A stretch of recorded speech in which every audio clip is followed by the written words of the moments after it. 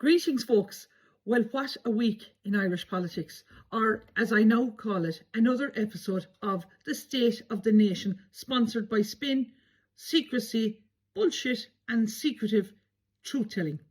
Just when I thought I heard it all, folks, in the last 12 hours, we learned that our Minister for Justice, Jim O'Callaghan, a man who thinks he's going to be the next leader of Fianna Fáil, can you believe that, has blamed a narrow interpretation for giving the Dáil incorrect information about the Garda Commissioner Drew Harris's re-enumeration package.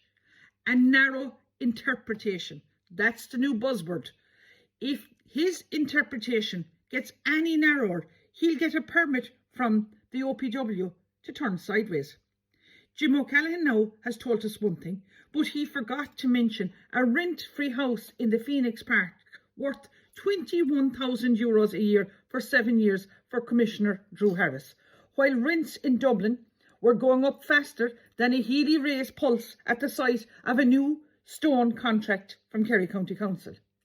Jim O'Callaghan needs to resign now immediately because I believe his credibility is all gone.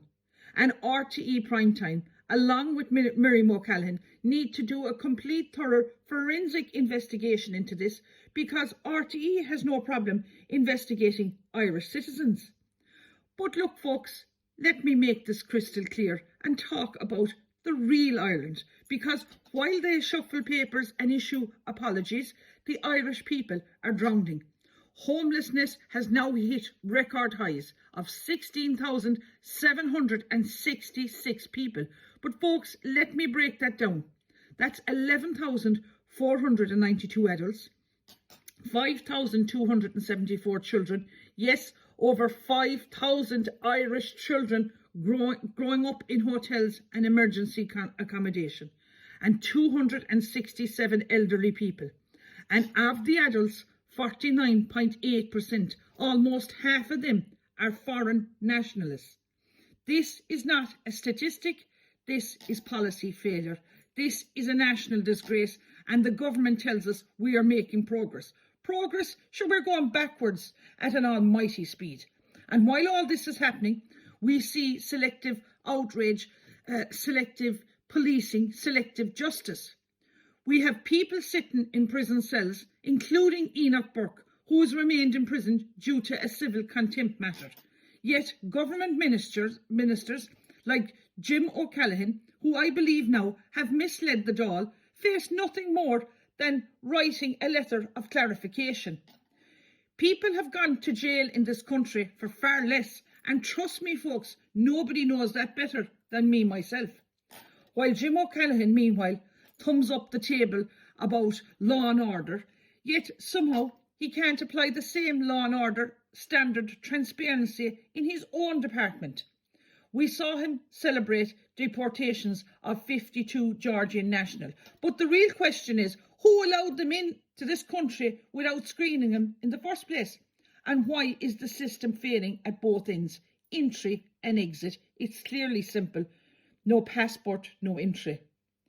We saw Jim O'Callaghan take a hard line over City West protests, telling us Gardaí did nothing wrong, dismiss every concern raised by the public, and play the big man on law and order.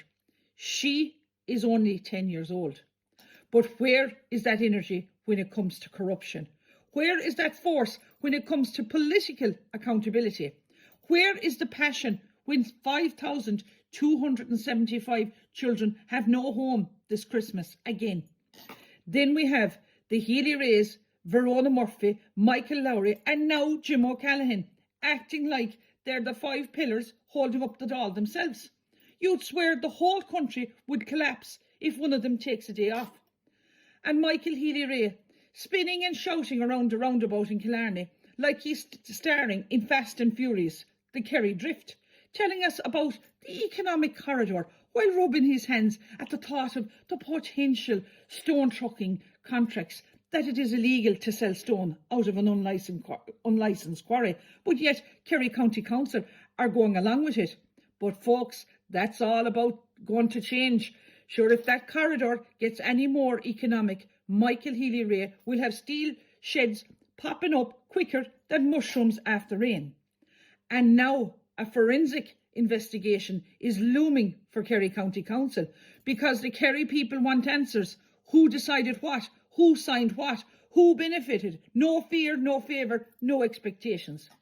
But before I close this off on Sunday, and I say this with a smile, bring your children to Mass, not out of obligation, but because if we don't use our churches, they will end up like everything else in Europe, repurposed and turned into mosques. We see it happening already under the new Pope's watch, where they have turned part of the Pope's library into a prayer room for Muslims in the Vatican. So who would ever have imagined a mosque within the Vatican? Folks, Satan is alive and well, but God is still king. And sometimes we need faith, because only God himself could look at this government with a straight face. My friends, the Irish people are awake. The mood has changed and the tide has turned.